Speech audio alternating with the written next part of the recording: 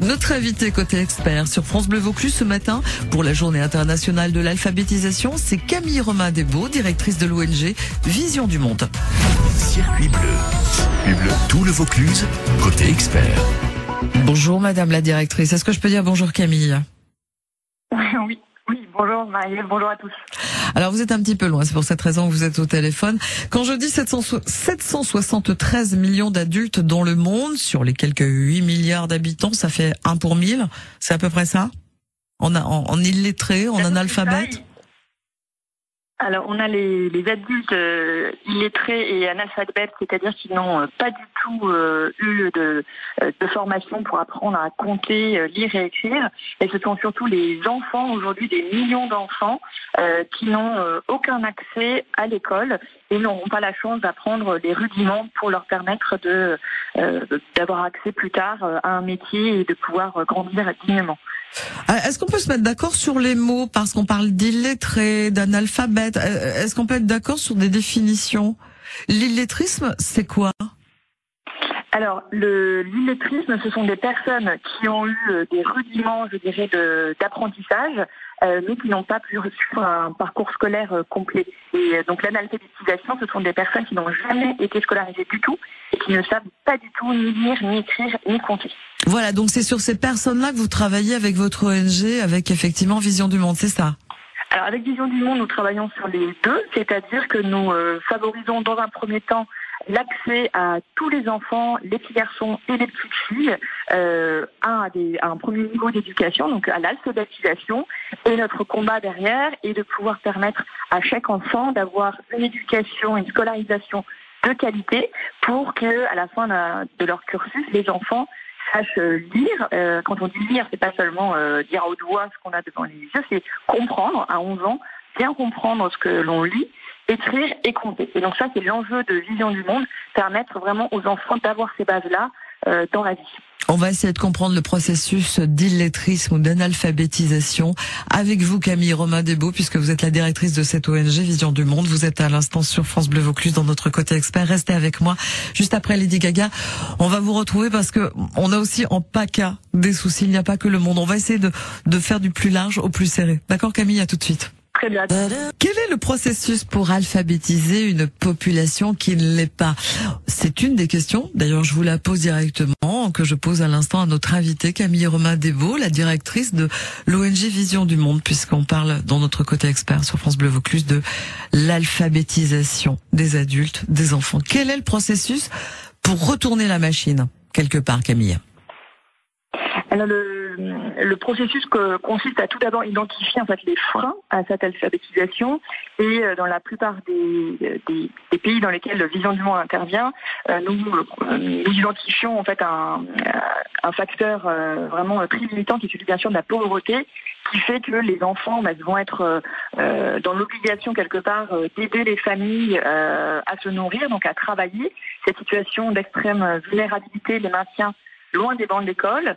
Et il peut y avoir, en général, il y a tout un faisceau d'explications. Il y a le manque d'accès à l'eau potable, notamment pour les petites filles. On sait que en Afrique notamment, quand il n'y a pas d'eau près des villages, près des familles, ce sont les petites filles, les jeunes filles qui vont chercher de l'eau tous les jours. Ce sont donc deux des facteurs essentiels que l'on pourrait citer. Il y a également l'instabilité dans les régions quand les familles sont obligées à cause de la faim, à cause des violences, de bouger régulièrement. Les enfants ne sont pas scolarisés et maintenus hors des systèmes.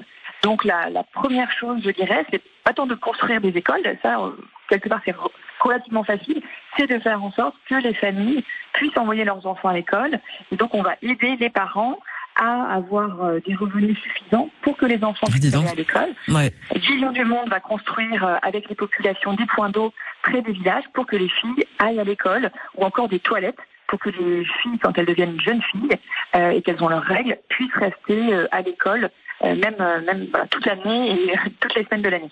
Alors, pour effectivement, j'allais dire, lutter contre l'illettrisme, il y a ce facteur économique. Alors, c'est une mise en place, vous l'avez expliqué, d'un complexe incroyable. On ne pouvait pas imaginer tout ça. Dites-moi, après, il faut des écoles quand même quelque part. Il faut quand même qu'il y ait des structures pour accueillir ces gens. Alors, vous parliez des jeunes filles. Deuxième question derrière, et puis après, je vais vous laisser parce que je crois qu'on pourra en parler des heures. Mais est-ce que l'illettrisme est genré? Est-ce que ça touche plus les filles? Alors oui, c'était bien sûr une boutade, bien sûr, il faut des écoles, et ce qu'il faut aussi, et c'est le combat de Vision du Monde, il faut aussi une éducation de qualité une fois qu'il y a l'école. Donc on va accompagner aussi les professeurs pour avoir des méthodes d'apprentissage adaptées et faire en sorte que les enfants apprennent vraiment de façon durable et profonde en fait tout ce qui leur est enseigné sur les bancs de l'école, qui sont bien entendu nécessaires. Et alors oui, vous avez malheureusement raison. Ce sont aujourd'hui on estime à 2/3 en fait des adultes qui sont touchés par l'analphabétisme. Qui sont les femmes. Donc ça touche effectivement donc dès la petite enfance, où les filles, comme je vous le disais, vont soit pour des raisons culturelles rester à la maison, soit du fait de des corvées d'eau ou d'autres pratiques qui vont faire que les petites filles sont moins facilement en fait envoyées à l'école. Donc Vision du Monde met beaucoup l'accent dans ses programmes de parrainage sur la scolarisation des petites filles dès la petite enfance. Et ce qui est essentiel, c'est de prendre cette habitude d'aller à l'école dès le plus jeune âge pour que les filles restent le plus longtemps possible.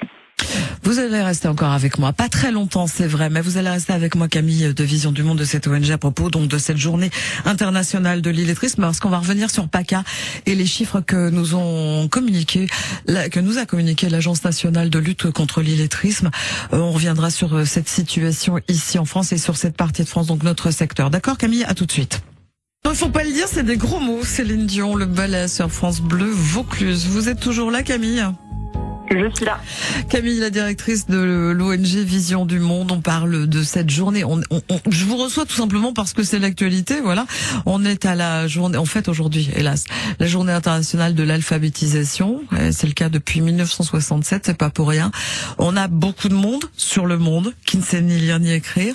En PACA, figurez-vous Camille, puisqu'on a élargi, on va resserrer un petit peu sur notre région. Il est, d'après les sources de l'Agence nationale de lutte contre l'illettrisme, 160 000 sur les 160 000 personnes ayant été scolarisées sont en situation d'illettrisme PACA, et ça représente sur la population totale environ 3,5%. Voilà. Est-ce que c'est une proportion, un pourcentage que l'on retrouve au niveau mondial, plus ou moins? Alors c'est inférieur au niveau mondial, et c'est inférieur aussi au niveau moyen français qui est de 7%, mais ça représente quand même autant de personnes qui n'ont pas la maîtrise suffisante de la lecture, de l'écriture et du calcul pour se débrouiller au quotidien.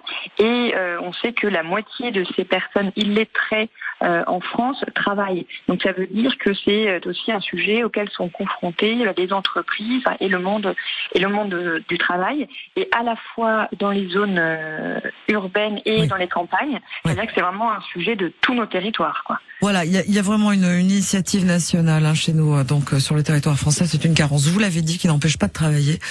La moitié de ces personnes dont je parlais pour PACA, en tout cas de ces 3,5% de la population globale, a une activité professionnelle, mais de toute façon qui ne pourra pas évoluer. Parce que là, effectivement, c'est un frein à l'évolution. Toutes vos actions, on les retrouve, vos actions de votre ONG, celle que vous dirigez, Vision du Monde, sur votre site internet, visiondumonde.fr, sans S, sans rien, visiondumonde.fr.